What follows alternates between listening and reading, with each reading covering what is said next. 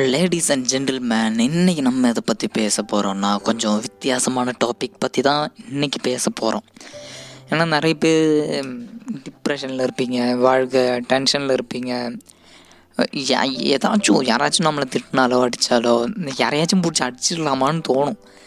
அது கோவத்தோட எக்ஸ்ட்ரீமு. அது யார்கிட்டயாச்சும் காட்டுற மாதிரி ஒரு படம் தான் இந்த ஃபைட் கிளப்னு ஒரு படம் வந்துருச்சு. 1990s வந்திருக்குப்பா. அந்த படம் நல்லாயிருக்கும். உண்மையிலேயே லிட்ரலி படம் ரொம்பவே நல்லா இருந்துச்சு. எண்டிங் ட்விஸ்ட்டுக்காக தான் மோஸ்ட் ஃபேமஸ் அது. இருந்தாலும் இதில் நடித்த ஆக்ட்ரஸ்ஸு, அதுக்கப்புறம் ஒரு சில பேர்லாம் இருக்காங்க. டைரக்டர் டேவிட் ஃபின்ச்சரு 7 எடுத்ததுனாலே அந்த படத்துக்கு இப்போ படம் ஃப்ளாப் ஆயிடுச்சு, கிரிட்டிக்ஸ்னாலேயும் எல்லாத்துனாலேயும். இன்றைக்கி நம்ம அந்த படத்தை பற்றி பேச போகிறது கிடையாது. இன்றைக்கி எதை பற்றி பேச போகிறோன்னா, அந்த படத்தில் ஒரு சின்ன ஒரு கான்செப்ட் வந்துடும். அதாவது ஒருத்தன் இருப்பான்.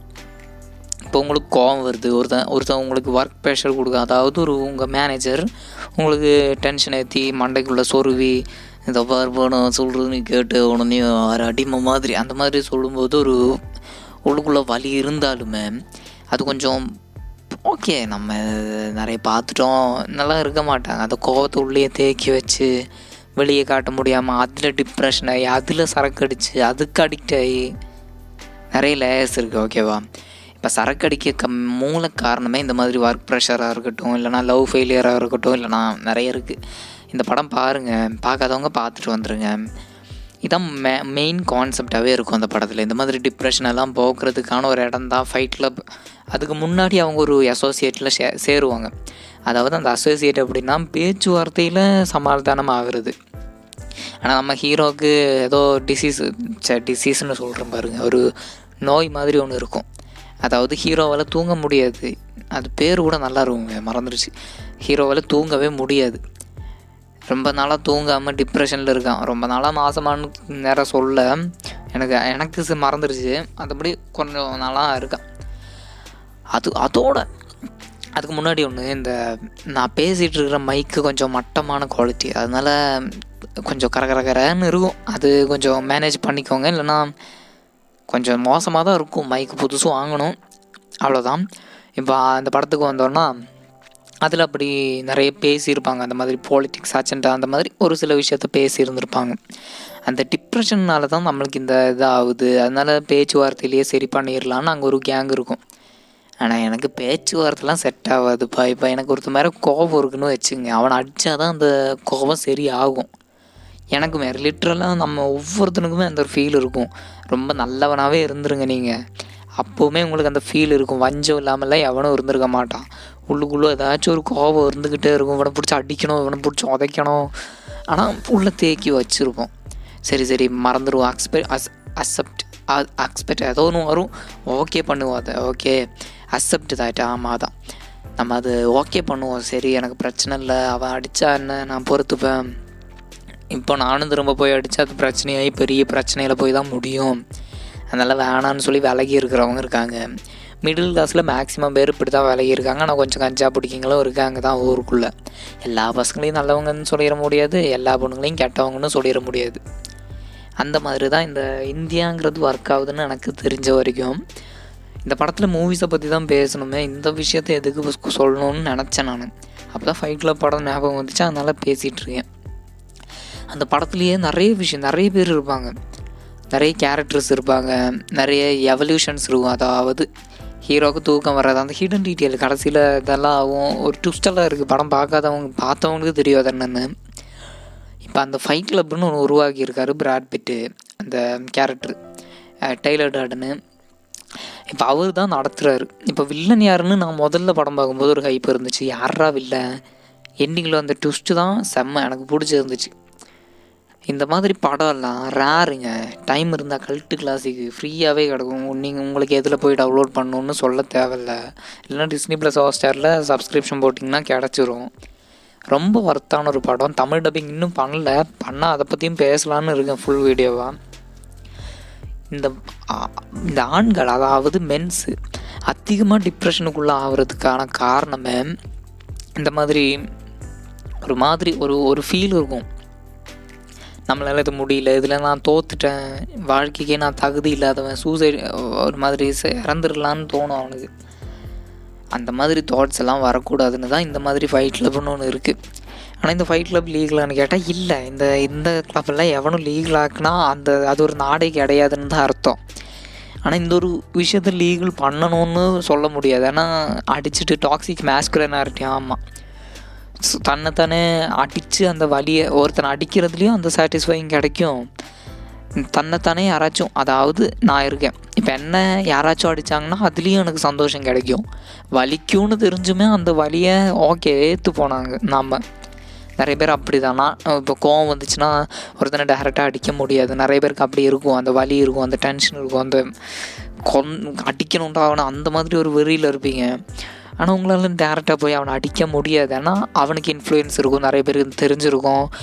அவன் 10 பேர் கூட வந்திருப்பான், திருப்பி அடித்தானா நம்ம செத்துருவோம், நான் அடித்தா நீ செத்துருவேங்கிற மாதிரி ஒரு கான்செப்ட் அங்கே இன்வால்வ் ஆகும்.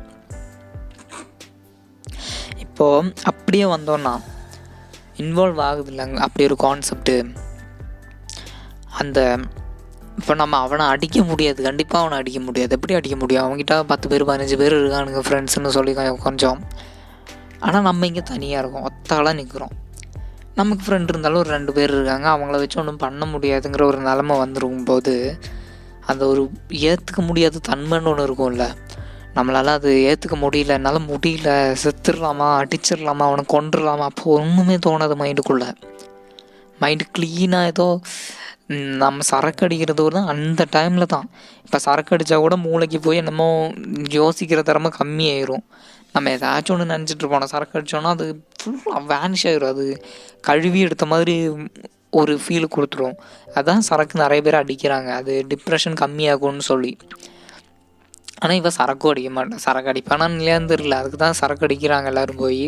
இப்போ அந்த டென்ஷன் அவனுக்குள்ளே இருக்குது, என்ன பண்ணுறதுன்னு கோவப்பட்டுட்டு அவன் அந்த அடிக்கணுங்கிற அந்த ஒரு மைண்ட் செட்டே இருக்கிறதுனால மண்டைக்குள்ளே அது மட்டும்தான் இருக்கும். இப்போ அது வேணாம், அடிக்காதராவனா அந்த மாதிரி எதுவும் வராது.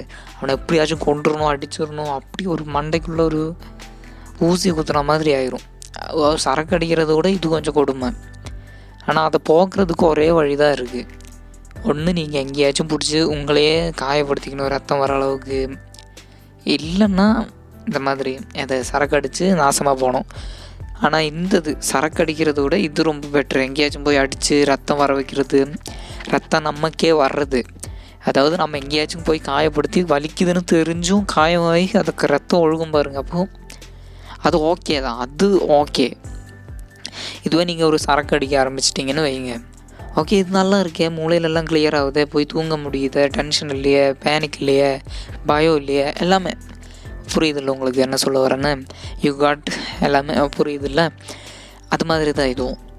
இப்போது நம்ம அடித்தோன்னா அந்த வலி அங்கேயே போயிடும். அவனை அடிக்க வேண்டிய கோவம்லாம் அந்த கல் மேலேயோ, நமக்கு அந்த வலி தர்றதுனால அந்த வலி தான் நமக்கு ஞாபகம் இருக்குமே தவிர நமக்கு அந்த தோட்ட ஞாபகம் இருக்கவே இருக்காது.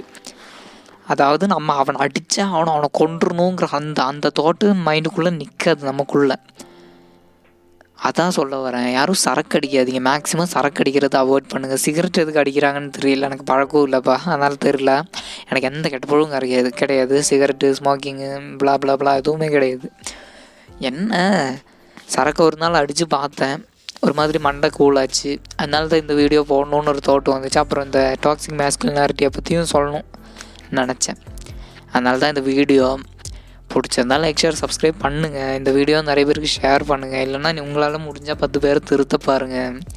சரக்கு அடிக்கிறான் இப்போது கண்ட்ரோல் பண்ணவே முடியாது. லிட்ரலி நான் என்ன சொல்கிறேன்னா, இப்போ ஒருத்தன் சரக்கு அடிச்சுட்டு வரான்னு வைங்க, அவனை கண்ட்ரோல் பண்ணிடுறான். ஒரு வாரத்துக்கு கண்ட்ரோல் மேக்ஸிமம் பண்ண முடியும். அதுக்கு மேலே அவன் திரும்ப போய் சரக்கு அடிச்சிடுவான்.